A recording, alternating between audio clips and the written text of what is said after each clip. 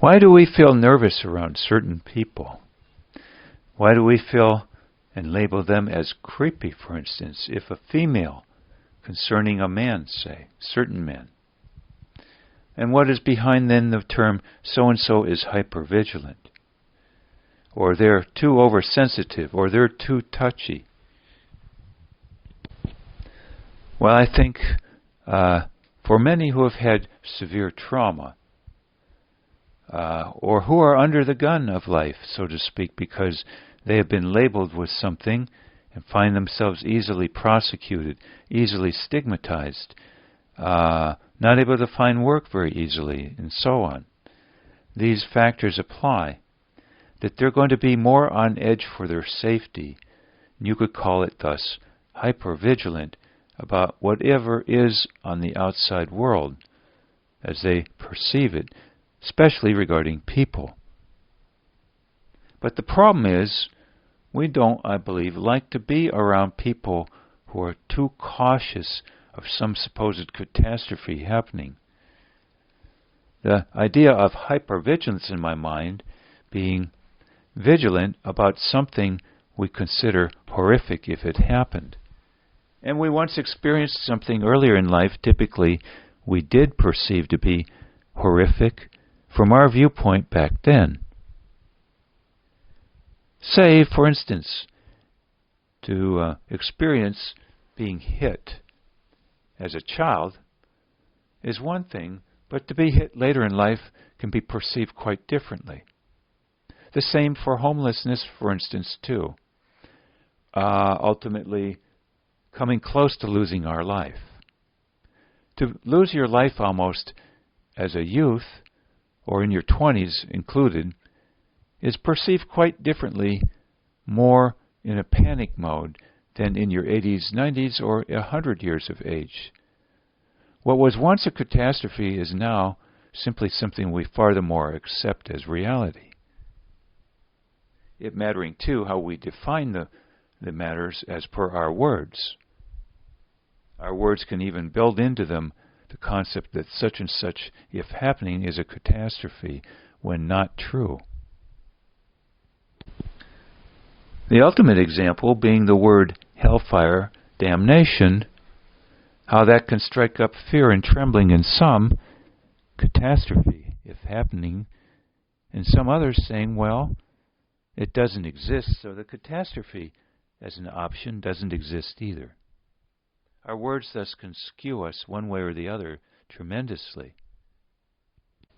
And again, I believe hypervigilance then can be addressing what we catastrophize, what we thus are ever vigilant about not happening. Hence even the phrase, is so-and-so friend or a foe? If we didn't care what happened in connection with anyone else, if it weren't going to be a catastrophe, death, whatever, then we wouldn't be putting people into pigeonholes of are they safe, are they friend, are they foe, concerning what could happen in some area of our lives. Is it death? Is it getting pregnant? Is it getting in a relationship that we are scared we can't get out of easily, time-wise, financially, stigma-wise? All these questions then, in particular, some of these issues, we might catastrophize and thus then be hypervigilant about. We can even catastrophize being crippled later in life, or hobbled, or losing part of our memory, our awareness, and regard that as a catastrophe, and then be vigilant that it not happen. Call it hypervigilance, if you will. Now the problem, though, many people do not like being around someone who is what you call hypervigilant, someone on edge of something not happening. The phrase in my mind then being that so-and-so is regarded as trigger happy, lest something happen. They are ready to take extreme measures at the drop of a hat that something they consider a catastrophe not happen. They are thus reactive. when nobody really prefers being around someone reactive. We want things predictable and within certain limits as to what is going to happen too, but especially predictable. And that then why soldiers in Vietnam did not appreciate or like guerrilla warfare. It was not predictable who was going to die and how quickly it was going to happen. Same for a heart attack that drives us right into the ground instantly, called a widowmaker heart attack. Or a stroke that happens and puts us in the ground, so to speak, immediately too. A more semi-catastrophizing type hypervigilant mindset being perhaps found in someone we then term skittish.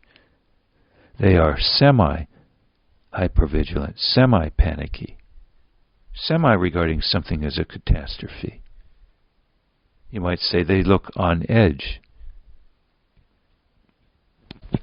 I'll close then by several people I think have brought this up and how important they say not being reactive is.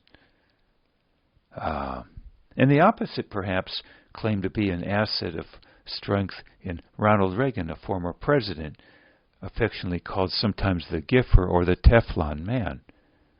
We like people who are so unreactive that it is claimed water rolls off them like on a duck's back, something to that effect. We like that they are, quote, unflappable. We like that they are unreactive. We like that they are Teflon men or women, because we don't like things changing very rapidly if someone fears a catastrophe could happen. I think then that's where that phrase came in. So-and-so could go postal. They could go off on a lark, so to speak. They could hit the button and start a nuclear war, is the phrase. We don't like reactivity because that ultimately, at bottom line, I believe, is a mindset that such and such could be a catastrophe if happening. And thus, we ratchet up the defenses such that we are on edge for the slightest possibility of it happening. This is not pleasant for many to be around. And when you mix two such persons together, both reactive, both hypervigilant, I believe that's where the sparks can really fly.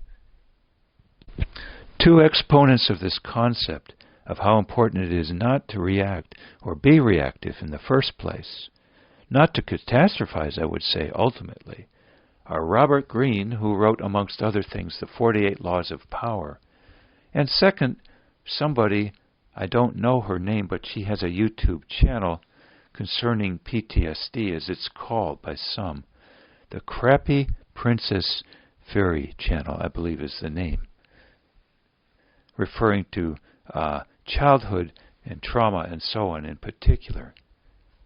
Both advocating that if a person is hypervigilant, is reactive, the point at which they purge most of this from their life will be very, very advantageous and increase their happiness and their joy in general very much. Thoughts here?